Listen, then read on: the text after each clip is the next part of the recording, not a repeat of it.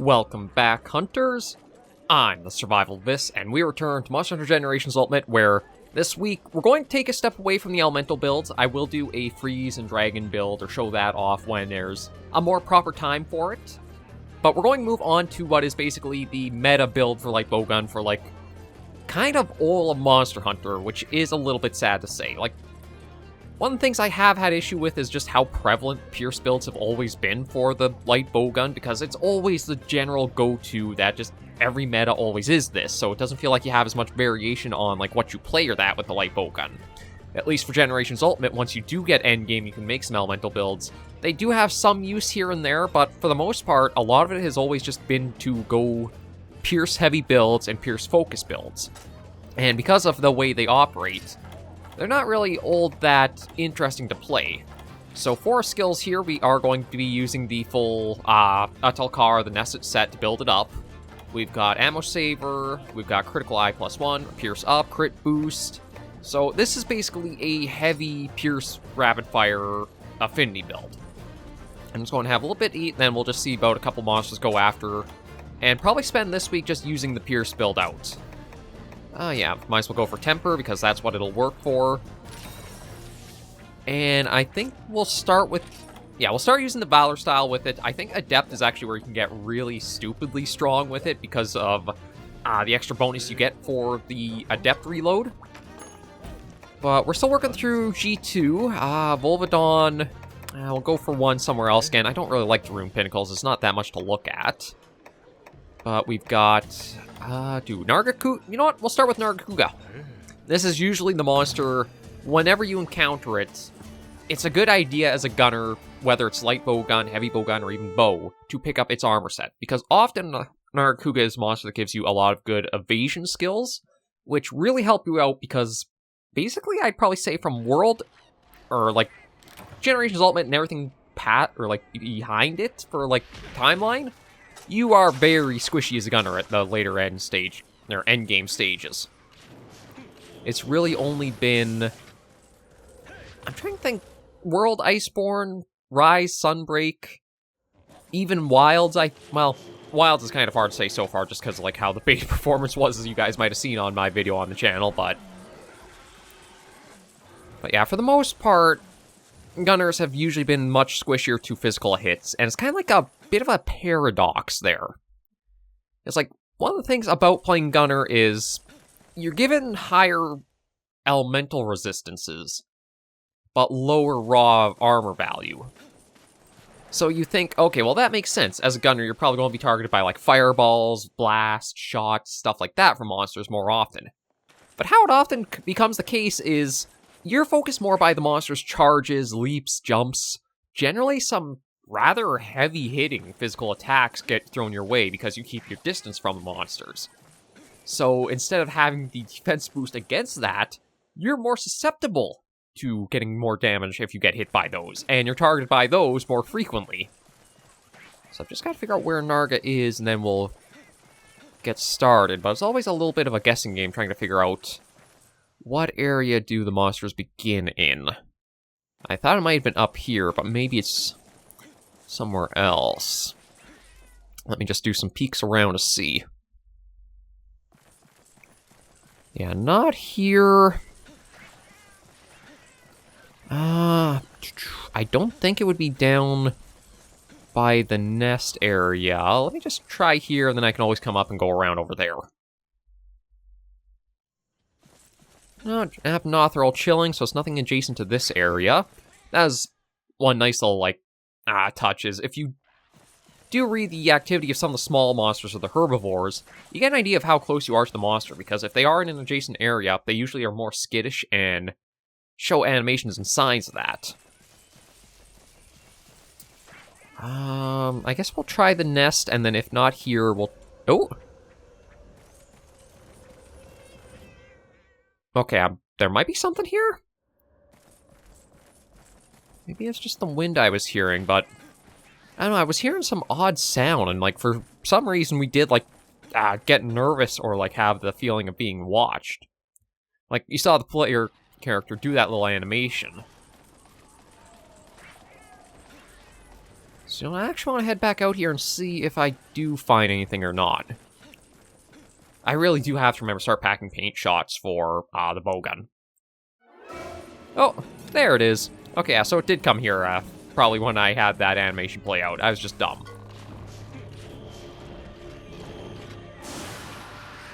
But yeah, how Pierce basically is keep a distance, shoot from afar, and just repeat. There's not really anything else for strategy or such to it.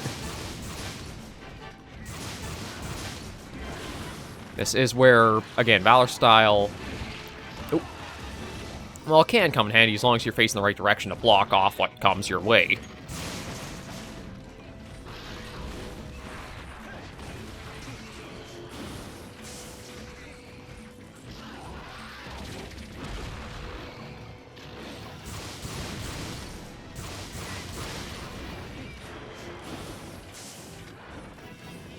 Yeah, so we'll just let him...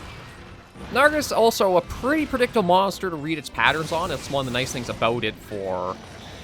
like, if you do go up against it, is after a few hunts, you might pick up on, like, every tell it has.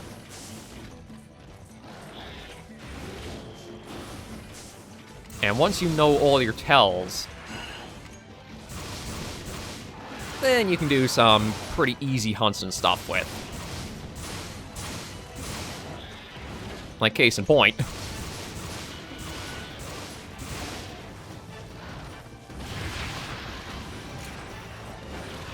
And now I know after this one... Yeah, I'll just do that to block that. He's going to do that.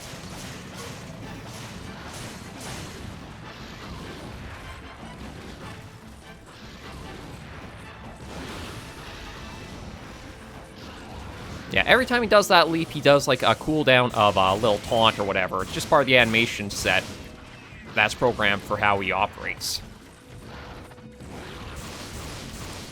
The bowgun we're using is actually the Deviant Nargacuga's light bowgun, which in exchange for having, I think it's a little bit less raw damage, or no, it has a little more raw damage, but it gives up 2 decoration slots for it. It also does give the benefit of the faster Hunter Art recharge. But I don't think it's, like, super mandatory to have the Deviant version over the regular light bowgun. Because, like, both have pretty good stats to them, perform about the same for, like, what their shot type focus is. It's just that it can be a little bit of a grind to get the Silverwind Narga light bowgun. Although, truth be told, it's a grind to get any of the Deviant stuff, really.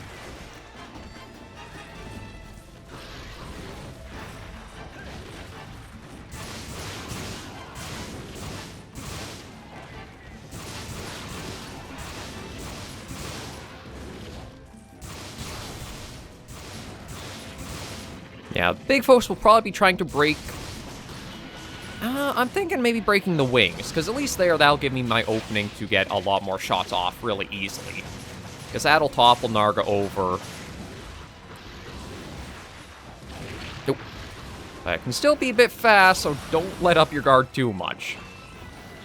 As much as you can read or know what the, what Narga's going to do. You can see it chains out a lot super quick. It's a very combo-heavy fight in Generations Ultimate. But as long as you're not getting too greedy, it should be pretty easy to read and take advantage of everything that Narga's doing.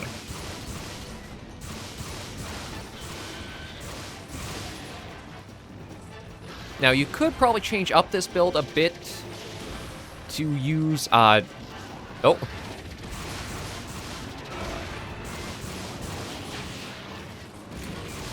To have it so that way you're not using Ammo Saver and got something else for, like, more damage out.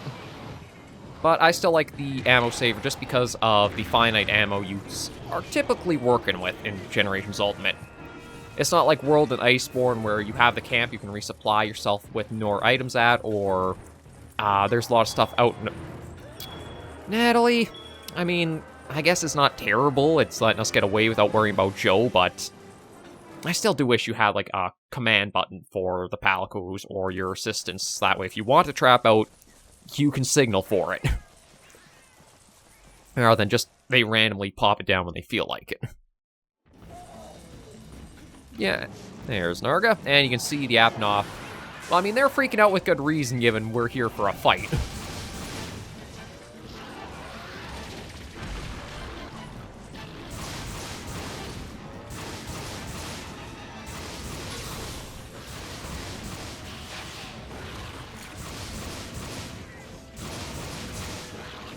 And just that. There we go.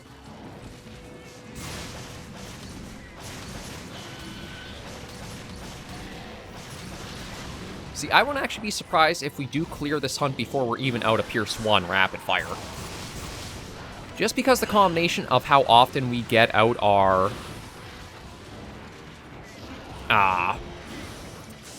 affinity or our critical shots along with the crit boost skill I've taken means we'll probably be able to clear Narga out in very short order.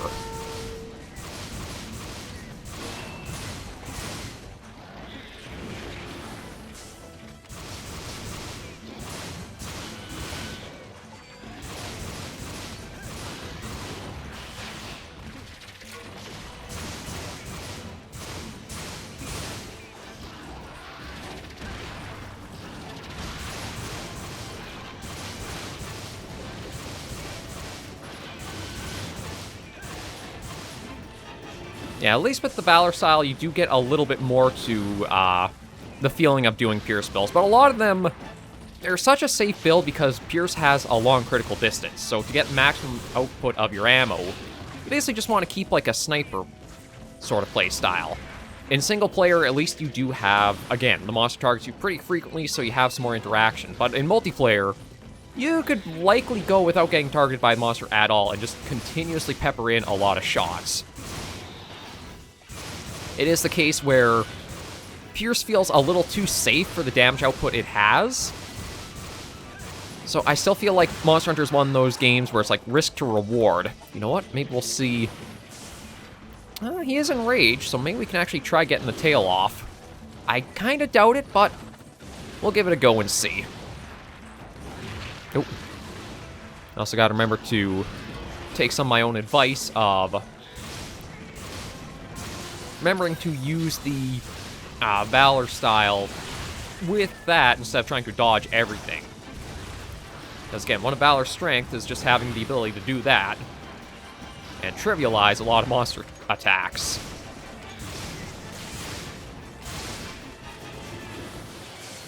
No, yeah, we might... If I can get more shots off on the tail with the slicing, we could well get it cut. Because Narga's actually an interesting monster where the only way you can get the... Oh, yeah, limping. You can only cut its tail off while it's in the enraged state. I guess the lore behind it is its scaling is so strong that when it's not enraged, it's all basically like coating and protecting the tail from getting sliced. Whereas when it's enraged and you see all the scales pop up and like flare up, sort of like how a cat's fur stands on end, that exposes more of like the flesh underneath, so that's when you can cut through. It's a neat little thing. But yeah, let's just see if we can find where Narga's gone to and try for the tail off. It does have to be enraged, so I'll... Oh, yeah, well, it's not enraged, but we can still try a shot.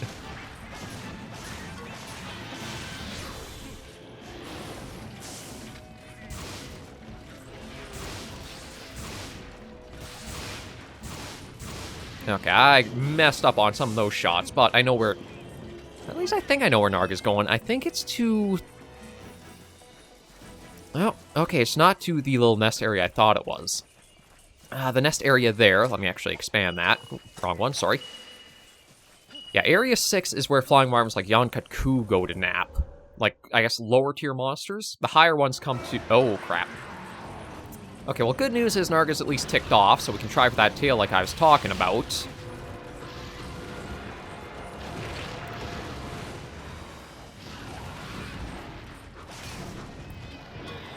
But having Joe in... Oh yeah, there we go. Tail already came off. Didn't even take all of our slicing twos to do it.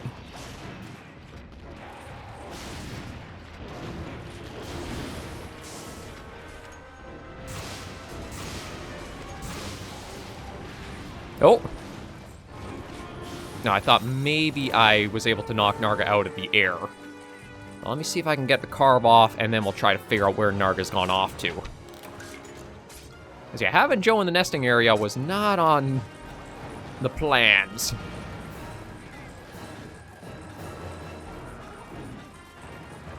Ooh. Okay, let's see if he went up here. Or it went up here. I got a bad habit of doing that. Nope. Yeah, Narga is in this area. Congas. No, there you are.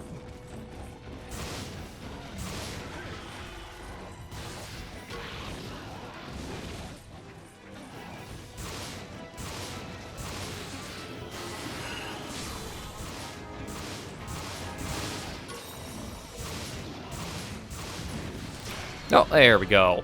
One Nargacuga hunted down. Again, Pierce builds are generally the typical meta just because of like how many damage procs you can get per shot. The rapid fire helps out a lot with them. But I've always wished they wouldn't be as prevalent of a build type. Just because it kind of does feel in some of the entries Monster Hunter just a little too easy using it.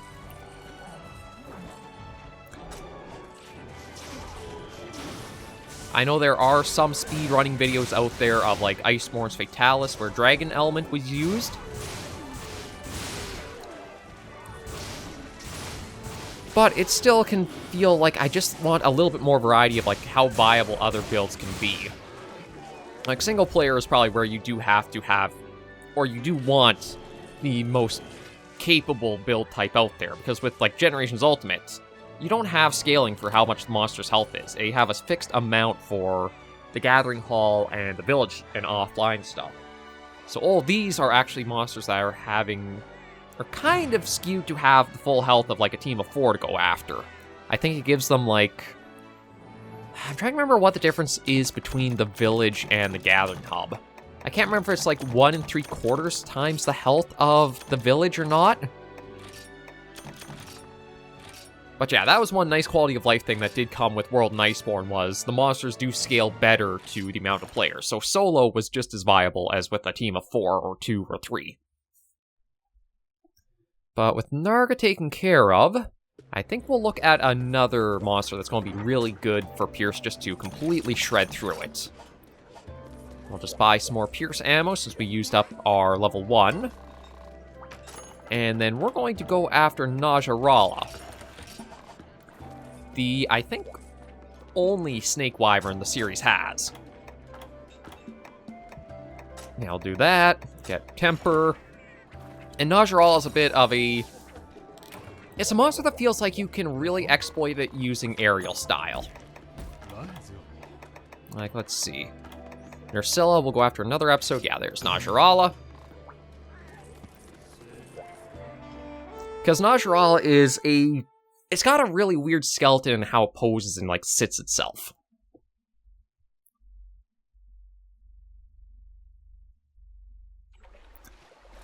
Let's get ourselves ready with Pierce 1. And go find the big Snake Wyvern. Now, I don't know if we'll ever actually see other Snake Wyverns in the series. I think if they are brought in, they can't really use Najarala's skeleton just because of... It is a creative implementation of it, but I don't think it has a lot of, like, freeform ability for other monsters to, like, be made off of it. Like, maybe once we get into a fight with it and we show it off, it'll be a little more clear what I mean by that, but it just feels like it'd be hard to do anything else with the skeleton without it feeling like it's just a redo of what Najarala is.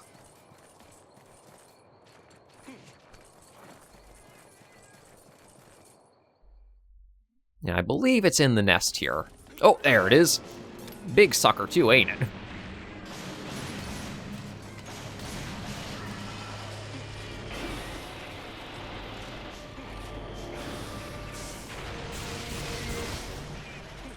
Okay. Yeah, I'll just let it do its thing. So Najarala is admittedly a very large monster, but you kind of want in some ways you do want that with it being, again, like a coiled snake as you see sitting on its own length. But it's also a bit of a frustrating one to hunt sometimes, too. Mostly, I think it's due to the camera and the sizing that Najarala is. Like, it does use a lot of sonic focus for its abilities in that. Like, the scales you do see come out have, like, a resonance effect. And it is able to make them burst with the right frequency for, like, its rattles going off.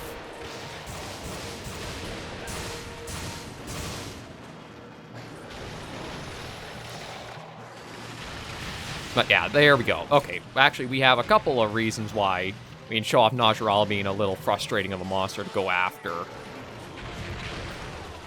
That coil really screws with the camera and makes it super hard to figure out, like, what to do in the situation, like where you're trying to run. Especially on a larger sized specimen like this one is.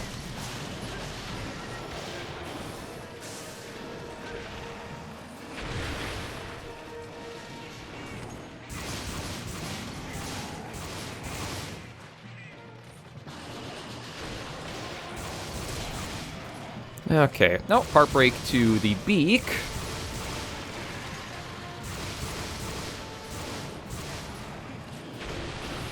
Yeah, Valor is going to come in very handy here. Ow, and yeah.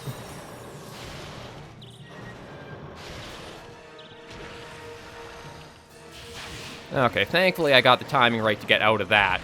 Because what Najarala does basically coils around you a couple times. If you walk into the side of it while he's like doing the little turn around, it knocks you down and just kind of keeps you stuck in that little area.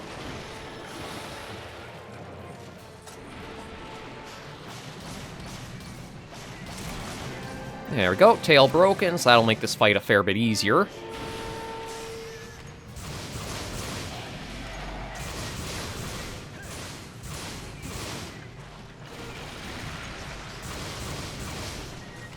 But Hyper Najarala is a real bugger to deal with. Just because you do usually have them of like this pretty large size, as well as the hyperization means a lot of their attacks are far more damaging than they would be otherwise.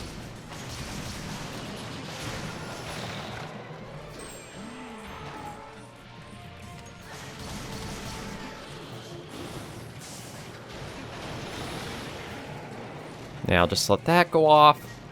Now I've got, I think, one last part I can break on Najarala for his size, and I think it's the big rattles over top of its head there. If we can get those broken off, then the fight does become monumentally easier, but it's a little hard to get them broken if you don't mount the monster. And yeah, again, the problem of, see, as soon as you try, and the camera does not want to help you out. It's why I also don't know if Najarala would be a good specimen to, like, bring back in the series. Because it's, like, it's not actually, like, a specific move, really. It's just, that move would be okay if the camera wasn't such a bad thing in that tight area. Again, with aerial style and dodging towards it, you can probably completely bypass the issues that are there with it.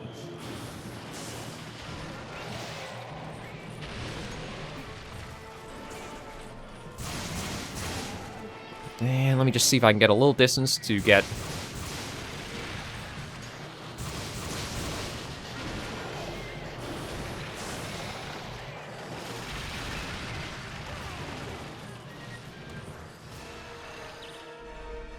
Yeah, this is going to hurt. See, again, the camera just doesn't know what to do. Oh, crap, we're even in a worse spot there. Yeah, that's another thing, is because of how it coils... It's actually pretty frequent that you could even get stuck right in the middle of Najarala there, and the camera just does not know what to do.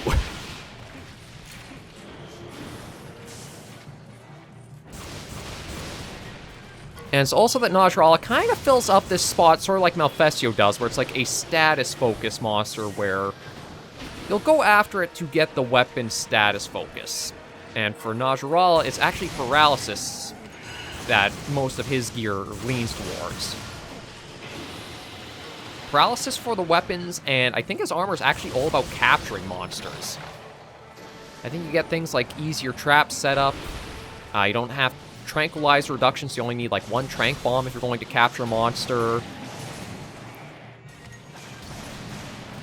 And I don't know if you actually do get anything like status up or not.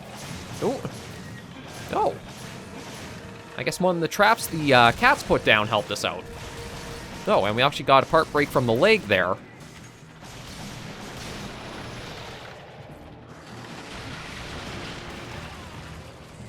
Yeah, we're going to be dizzy again because the scale went off, which does that to us.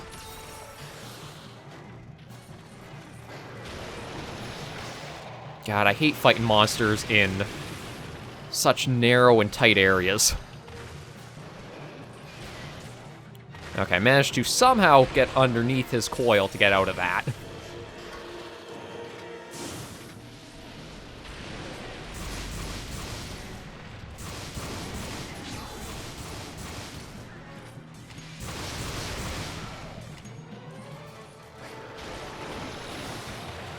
Yeah, avoid that. Ah, the darn coil again. Okay, at least that's where Absolute Readiness does come in handy a lot on this hunt.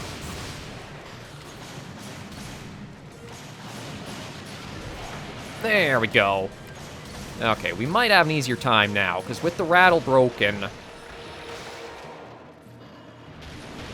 I think it might only be one attack really has a different focus of, like, how the rattle impacts what he does, or like almost like a recoil he suffers. But we might have to wait till we actually get a proper showing of his most damaging attack. Because yeah, he's gone for a little bit of a dig, so... Oh! And Velocidrome. Yeah, as much as you're saying hi, we're leaving you alone.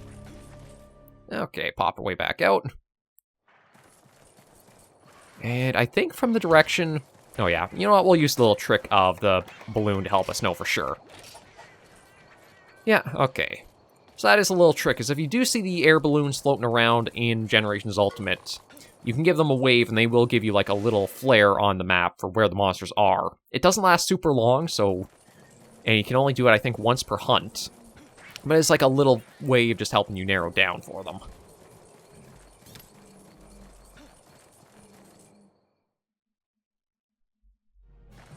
Yeah. Yeah, it looks so much different with... Almost like it's got a buzz cut with the parts we've broken.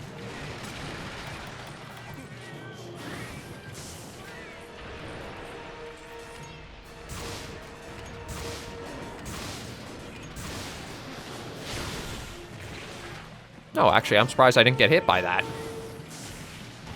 But I will get hit by that. We'll just do that to avoid any issue. And I'm trying to remember what the best spot to actually try gunning or aiming for on Najarala is. I've been doing the head a lot, but I actually think it might be the lower legs, or like the hind legs.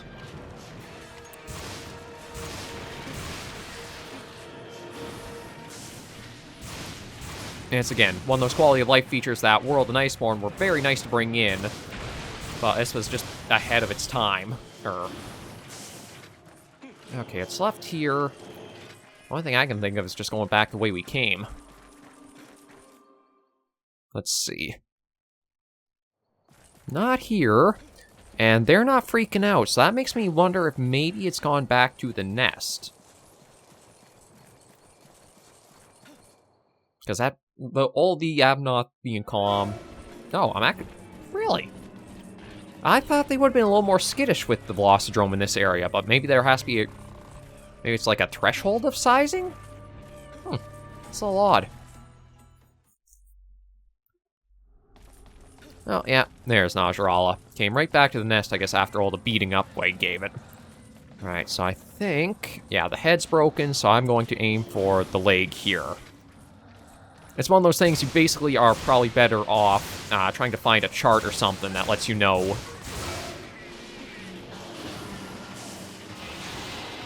what the weak spots of monsters are to make the most use of it.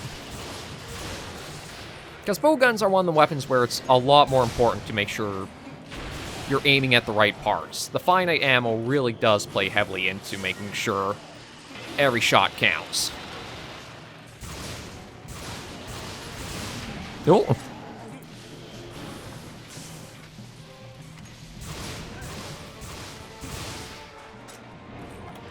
You know what, I'll move over to slicing 1 now. Yeah, block that.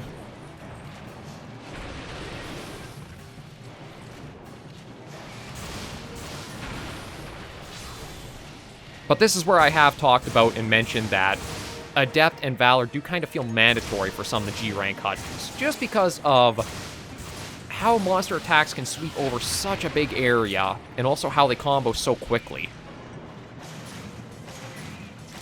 Oh, there we go.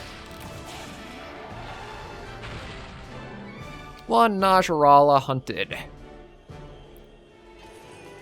I mean, it's a neat bit of a design for a monster, but again, I just don't see how you could apply this in other ways that don't just feel like another Najarala.